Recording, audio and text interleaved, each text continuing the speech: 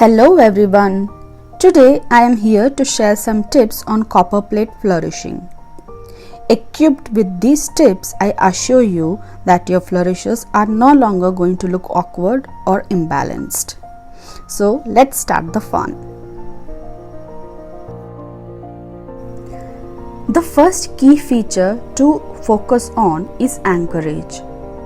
I consider that the main stem of any capital letter is what provides the letter with anchor. It doesn't matter if you're writing copper plate with or without flourishes.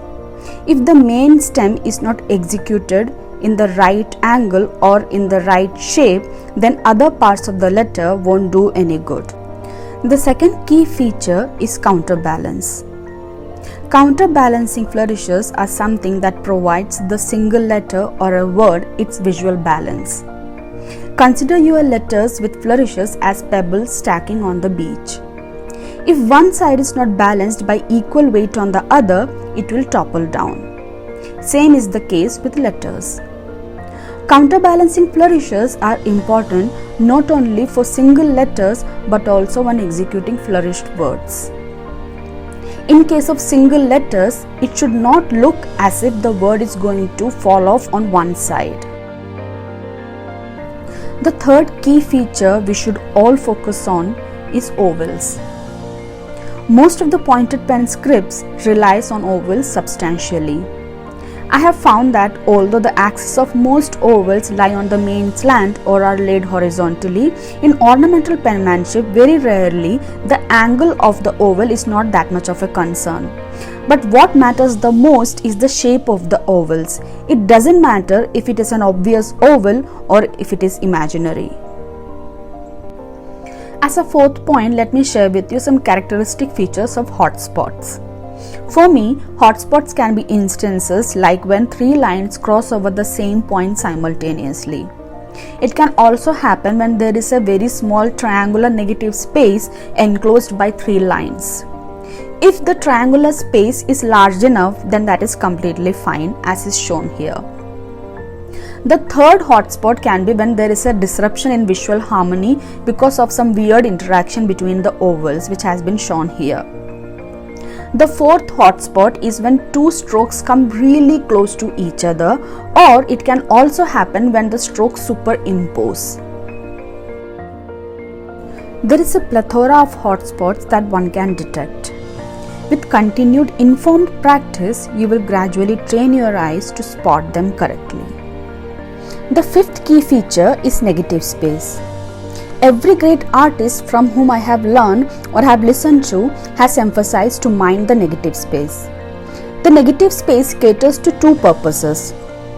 It provides visual harmony and allows the letters to breathe.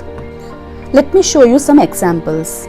Here you will notice that since the negative space is not evenly distributed, something looks very off. In other words, the visual harmony is disrupted. Here's the one which looks closer to what I would want. Now here you can see that not only is the negative space uneven, but is also constricted at one spot.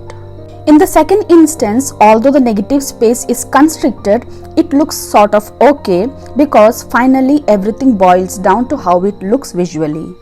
Although initially it will be difficult to visualize those spaces as you create the letters itself, you have to train your mind by constantly trying to visualize the negative space. Just don't give up. The sixth one is freehand movement. As kids, we are rarely taught freehand movement when we learn to write. So it becomes very important to create the muscle memory for the same. If you fail to practice freehand movement, your ovals will look smaller and wobbly.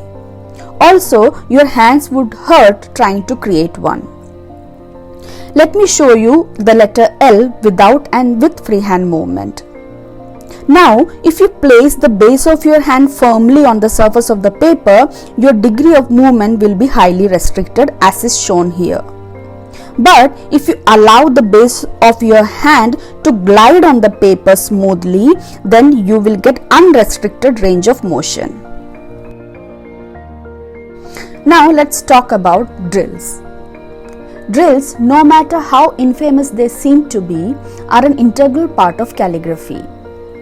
This is because the shapes that we make or the size of the letters that we wish to attain are never or seldom a part of our normal handwriting. You have to work separately on the new shapes and angles and sizes so that your hands learn to remember them as an important movement that you will need in the future. Unfortunately, unlike riding a bicycle, you will not retain the memory if you stop practicing for a few years. You will have to work on it again to get back on the saddle. The eighth key feature is desk to chair position and pen hold. Although I don't teach pen hold because mine itself is not very great, I highly recommend that you practice appropriate desk to chair height and correct pen hold early on. It is one of the toughest things to learn, but is also very crucial for creating free-flowing flourishes. Also, if you intend to do calligraphy for life, these two aspects should not be ignored for health reasons as well. The ninth tip to remember is pen lifts.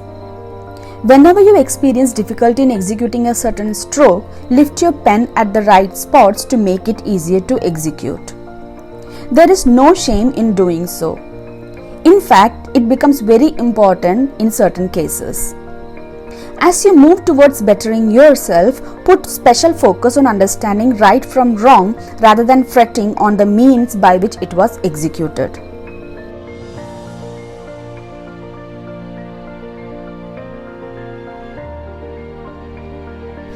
The 10th one is thick and thin stroke interaction.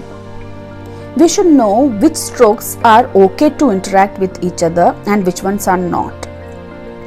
So, a thick stroke and a thin stroke can interact with each other. A thin stroke can interact with another thin stroke, but two thick strokes cannot cross over each other. Now that we know which two strokes can intersect with each other, let's see how they should intersect. Usually, two or more intersecting lines should do so at right angles or closer to right angles. Let me show two examples for these.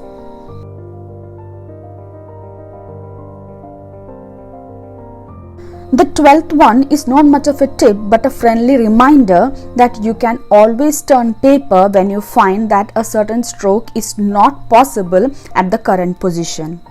Turning the paper allows you to be in the most comfortable position so that you can execute that particular stroke conveniently.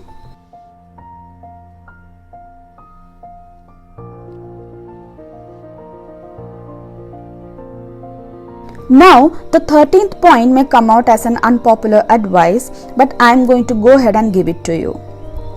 If you think that two or more strokes are going to interact in an undesired way, then leave a tiny gap in that particular spot and continue with the stroke as is shown here.